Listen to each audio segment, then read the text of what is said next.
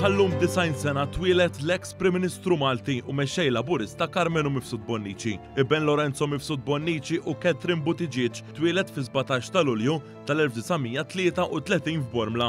Mifsud Bonnici kien id-9 Prim Ministru ta' Malta bejn Diċembru tal-1984 u Mejju tal-1987. Kien ukoll il-5 mexxej tal-Partit Laburista bejn l-1984 u l-1992. Meta kien għadu student, Carmenu Mifsud Bonnici kien membru attiv fih dan il-moviment ħaddiema Kattoliċi żgħażagħ. Fl-aħħar tas-sittinijiet, Carmenu Mifsud Bonnici inħatar konsulent tal-General Workers Union fejn kien protagonist fil-ġlieda kontra il-liġi fir-relazzjonijiet industrijali kif proposta mill-Partit Nazzjonalista.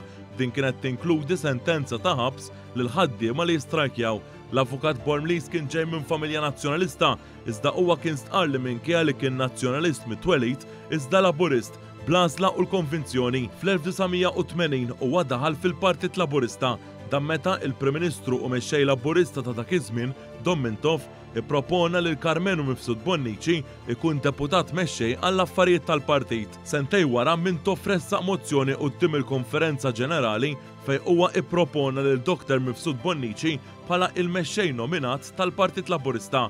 Wara li Pawlu Xwiereb irreżenja mill-Parlament fl-1982, Carmenu Mifsud Bonnici kien co-opted u nħatar Ministru għax-xogħol u s-servizzi soċjali. Il-karriera politika tiegħu komplet mixja l quddiem sena wara meta huwa inħatar deputat Prim Ministru u kif ukoll Ministru għall-Edukazzjoni. Huwa kien protagonist fil-kwistjoni bejn il-Knisja u l-Istat rigward l-introduzzjoni tal-edukazzjoni b'xejn għal kulħadd. F'Diċembru tal-1984 wara ir-reżenja ta' Don Mintoff, Dr. Mifsud Bonnici ħal ġurament bħala il-Prim Ministru ta' Malta. Jiena, Carmenu Mifsud Bonnici, solennement naħlef li naqdi fedelment u skont il-kuxjenza id-dmirijiet tiegħi bħala Prim Ministru skont il-Kostituzzjoni u l-liġijiet ta' Malta mingħajr biża' jew favur. Hekk Alla jgħid.